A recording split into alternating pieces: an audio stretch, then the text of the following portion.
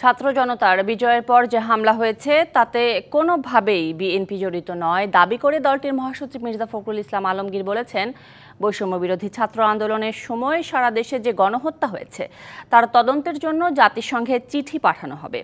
চিঠি দেয়া হবে অন্তর্বর্তীকালীন সরকারের প্রধান উপদেষ্টাকেও। শনিবার সন্ধ্যায় গুলশানে বিএনপি চেয়ারপারসনের রাজনৈতিক কার্যালয়ে সংবাদ সম্মেলনে দলের এই সিদ্ধান্তের কথা জানান তিনি। বলেন, ছাত্র আন্দোলনে সারা দেশে যে হত্যাকাণ্ড হয়েছে তার তদন্তের দাবিতে বরাবরই সোচ্চার বিএনপি।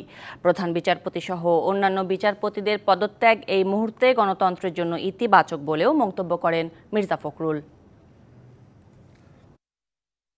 নৃশংসভাবে গণহত্যা করা হয়েছে, সেই গণহত্যার ব্যাপারে আমরা সবসময় কথা বলে এসেছি এবং জাতিসংঘের উদ্বেগ ছিল এটাতে সবচেয়ে বেশি। আমরা সিদ্ধান্ত নিয়েছি যে জাতিসংঘের কাছে আমরা এই বিষয়ে একটা নিরপেক্ষ তদন্ত চেয়ে আমরা চিঠি পাঠাবো। আমরা এটাও সিদ্ধান্ত নিয়েছি প্রধান উপদেষ্টা তিনি, তাকে আমরা চিঠি দেব।